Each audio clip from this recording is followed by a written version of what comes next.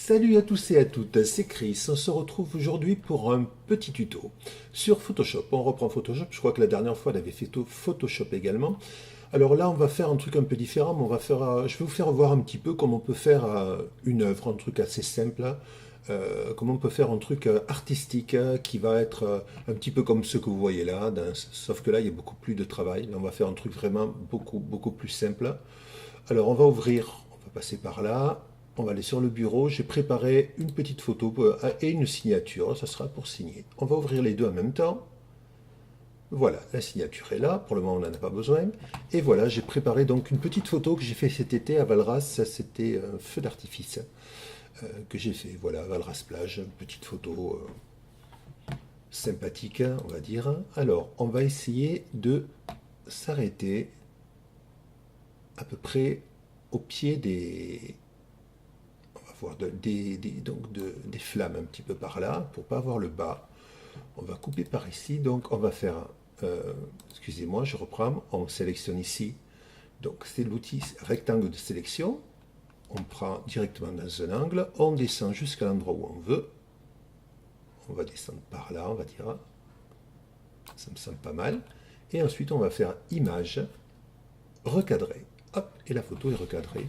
Donc alors ici, ce petit truc ne me plaît pas du tout, évidemment. Alors ce qu'on va faire, on va prendre le lasso de sélection par exemple, on va juste sélectionner le tour, comme ça, et ici on va faire, alors je vais vous montrer les deux façons, soit vous faites majuscule F5, sinon vous pouvez faire édition, on l'a déjà vu je crois sur un truc, remplir, vous vérifiez bien que c'est contenu pris en compte, normal, vous faites OK, et voilà, ça a fait directement, CTRL D pour sélectionner, on a repris ceci. Donc là, ben, on se dit, ouais, la photo est pas trop mal, mais on voudrait faire un truc qui a un petit peu plus de peps. Donc on va faire, par exemple, on va regarder la taille de l'image.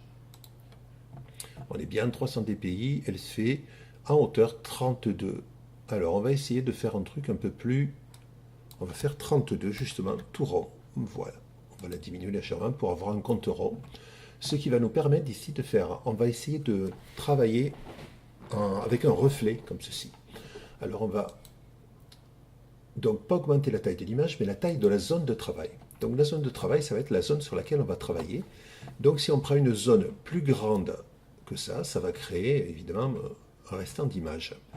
Donc on va créer une couleur d'arrière-plan, on va prendre du noir. Alors on peut soit cliquer sur le noir ici exactement, soit on peut, ici vous voyez, 0,4, etc. Le noir parfait va être 0, 0, 0, 0, 0, 0. On le voit ici, le noir. Si vous voulez faire un blanc parfait, ça sera F, F, F, F, F, F. Et là, vous avez un blanc parfait. Voilà. On peut avoir toutes les couleurs qui sont comme ça. Ça représente, je crois, 256 millions de couleurs au total. Ok, donc, noir parfait. Ici, on a donc, on est en pouces, ça ne va pas trop nous arranger, on va se mettre en centimètres. Nous avons 32 cm de hauteur sur la largeur. En fait, on voudrait le double en hauteur. Donc, on voudrait 64 cm. Alors, avant de faire ceci, truc important, j'aurais dû sélectionner. On va sélectionner ce dessin, cette photo. Donc, on fait CTRL A pour tout sélectionner, CTRL C pour copier. Donc là, on a fait copier. Maintenant, on recommence. Taille de la zone de travail, on remet en centimètres, on va mettre 64. Et comme on voudrait garder ceci en haut et avoir une partie en bas vierge, on va dire qu'on veut sélectionner le haut. Donc on clique sur le haut. On fait OK. Et là, vous voyez, on va diminuer, que notre photo, elle est directement doublée en hauteur. Comme on a déjà copié, il ne nous manque plus qu'à faire CTRL V pour recoller la partie que nous avons. Alors, on voudrait la faire, en fait, donc, dans l'autre sens. Alors, pour faire de l'autre sens, on ne veut pas, si je fais image, ici, rotation de l'image, j'inverse tout, ce que je ne veux pas faire. Je fais CTRL Z pour revenir en arrière. Pour ne bouger que la partie qu'on vient de coller, on va aller sur Édition. Et là, on va aller sur Transformation, Rotation 180. Et vous voyez qu'il n'y a que cette partie qui s'est modifiée. Donc nous allons la mettre en place, en bas, face à l'autre. Voilà. Et là, on s'aperçoit que bon, c'est pas mal, mais en fait, on aimerait autant avoir la même partie des deux côtés pour que ça soit pile poil. Donc, on va recommencer. On va faire ce qu'on appelle une symétrie horizontale. On va donc faire transformation, mais ce coup-ci, symétrie, axe horizontal. Et voilà. Donc là, on a une photo, vous voyez, qui paraît, on dirait que c'est le reflet, en fait, dans l'eau, quelque part. Donc ça, c'est pas trop mal. Ça me plaît assez bien. Euh, on va, ben, comme la partie nous plaît bien comme ça, on va coller complètement les calques, on va aplatir l'image. On n'a plus qu'une image, donc. Alors en fait, je vais faire CTRL Z pour faire voir. Voilà, là on avait l'arrière-plan et le calque numéro 1. Et lorsque je fais donc ce que j'ai fait, on n'a plus que l'arrière-plan numéro 1. Alors qu'est-ce qu'on peut faire avec ça? On peut essayer de faire un truc qui peut être sympa. On va essayer de faire une image carrée, par exemple. Donc, taille de la zone de travail toujours.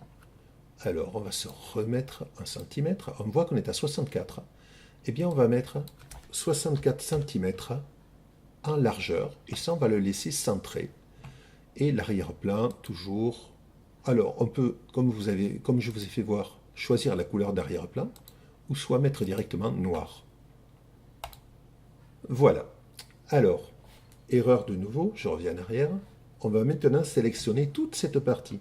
On va faire CTRL A, CTRL C. On revient sur taille de la zone de travail,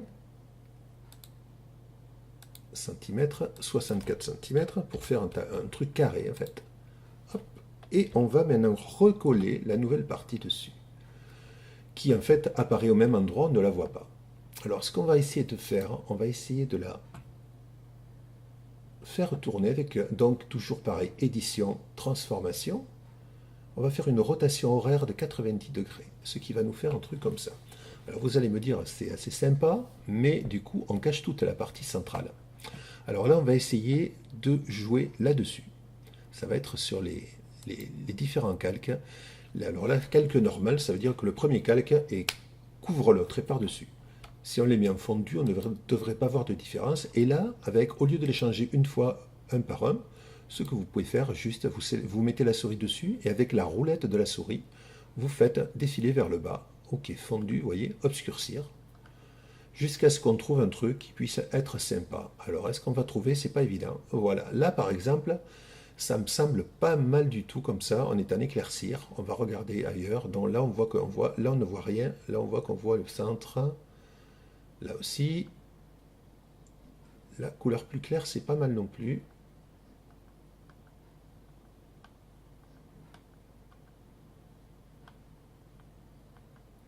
Voilà les différents trucs que l'on peut avoir.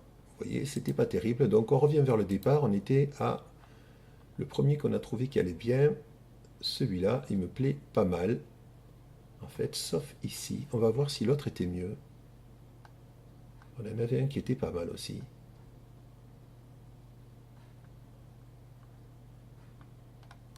Non, on n'avait plus rien. On revient donc, c'était sur...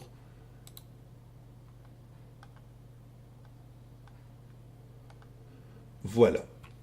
Alors là, on s'aperçoit que c'est quand même pas trop mal. Mais on a envie de faire encore un truc un peu plus sympa. Donc, on va directement le calque de nouveau aplatir l'image pour avoir qu'une image. Donc on a fait un petit truc sympa. Évidemment, les parties noires là, c'est un petit peu vide, c'est pas top. Alors ce que je vous propose, on va essayer comme ça. On va prendre cet objet qui est l'outil tampon de duplication. On va choisir outil tampon de duplication, pas de motif. On choisit une taille, là on est à 484 par rapport à la taille, ça va aller pas trop mal. Donc je vais me mettre sur un de ces angles-là. Ou alors on va se mettre directement sur le centre, ici. On va essayer de faire un truc assez sympa. Le centre, on va cliquer dessus. Alors vous appuyez sur Alt, vous cliquez sur la partie que vous voulez, vous vous déplacez jusqu'à l'endroit où vous voulez, c'est-à-dire on va se mettre par là, à peu près à l'angle. Et là, il va nous copier en fait toute la partie qui est à l'intérieur. Et on va essayer de refaire un petit peu toute cette partie-là, telle qu'elle est.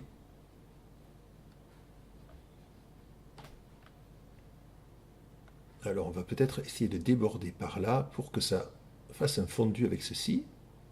Pas trop mal. Pareil ici.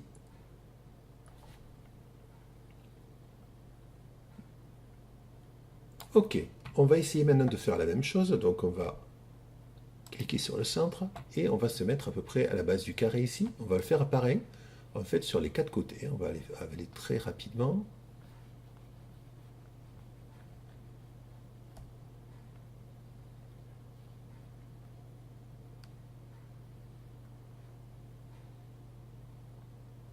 Voilà, c'est pas trop mal. Comme ça, peut-être. Là, je vous dis, c'est un truc un petit peu vite fait, mais c'est pour vous faire voir comment on peut faire un truc quand même qui est assez sympa, assez rapidement, sans que ça reste, sans que ça soit extraordinaire. Mais donc, on va peindre vite fait comme ceci. Voilà, peut-être un petit peu plus vers là et un petit peu plus vers là pour terminer le petit côté. Voilà. On va recommencer pour le quatrième côté. On va se mettre ici. Donc, ok, on va hop, venir jusqu'ici là.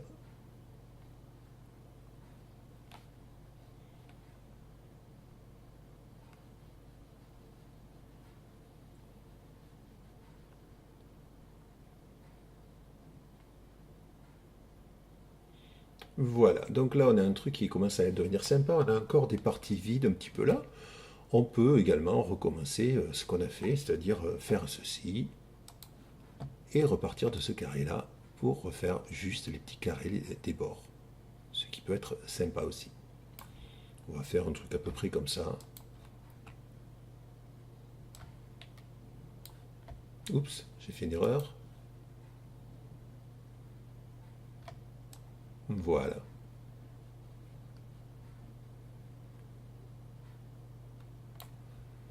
On va refaire ça sur les deux autres côtés. Ça fait truc de Noël un petit peu. Bon, c'est rigolo. On a vu pire, hein. On a vu mieux aussi, mais bon, c'est pas trop mal, hein. Et on va recommencer. Donc toujours Alt, je clique ici. J'amène ma souris là, je lâche le Alt et je peins directement en appuyant sur le clic gauche évidemment, hein. Voilà. Voilà, alors on va dire qu'on a fini notre œuvre. On a fait un truc assez délirant, on va dire. Ben maintenant, il va falloir mettre la signature. Donc moi, j'ai déjà une signature qui est toute prête, que j'ai enregistrée en format PSD. Comme ça me permet de ne pas la refaire à chaque fois. Alors, vous allez voir, il suffit d'aller dessus. On va resélectionner juste ceci. Je fais CTRL A, CTRL C. Je reviens sur ma photo de départ. Et ici, je fais CTRL V pour coller. Alors, vous voyez ma signature toute petite au milieu. Alors, ce qu'on va faire, on va l'agrandir un petit peu en faisant édition, comme toujours, transformation manuelle. Vous voyez que ça fait des petits trucs. Si je le prends ici, ça va me la déformer. Vous voyez, un petit peu n'importe comment. Je ne serai pas forcément à la même dimension. Donc, je fais CTRL Z pour me remettre au niveau. Et je vais appuyer sur majuscule, donc la petite flèche au-dessus du contrôle, pour pas que ça me déforme, c'est-à-dire que ça grandisse ou que ça diminue, mais toujours dans les proportions euh, de départ. Voilà, là je peux faire ce que je veux, vous voyez, ça reste dans les proportions. On va faire la signature à peu près de cette taille, pas trop grande, pas trop petite. Et ici je fais OK. Ici, j'appuie. Il va me dire appliquer la transformation, je fais oui. Maintenant, il ne me reste plus qu'à sélectionner, si j'y arrive, voilà. Et par exemple, on peut la porter, la signature, ici. Ou ici, pourquoi pas, ça peut être bien aussi, un petit peu à l'intérieur. Voilà. Là, voilà, ben, on a une œuvre, en gros, qui est terminée. Qui peut faire un petit truc sympa. Donc, ça vous fait un petit truc abstrait. Après, on peut retravailler, on peut refaire autre chose.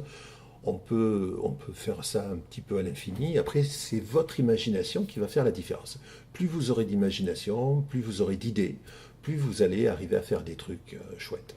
Et là, l'avantage, c'est que c'est une œuvre que vous pouvez faire comme ça, ce style de machin, juste avec des petites techniques comme ça, sans être obligé de repeindre à la palette ou de repeindre, etc., sans avoir de notion de peinture. On peut faire un truc vraiment très sympa. Voilà, ben, on va se quitter là-dessus. On va se retrouver très rapidement pour notre tuto, peut-être d'ici une semaine. On va essayer d'en faire un à peu près par semaine. Si ce petit tuto vous a plu, n'hésitez pas à mettre un pouce, à le partager si ça vous a plu également, et à vous abonner à ma chaîne si ce n'est déjà fait. Merci beaucoup, à très bientôt. Allez, ciao!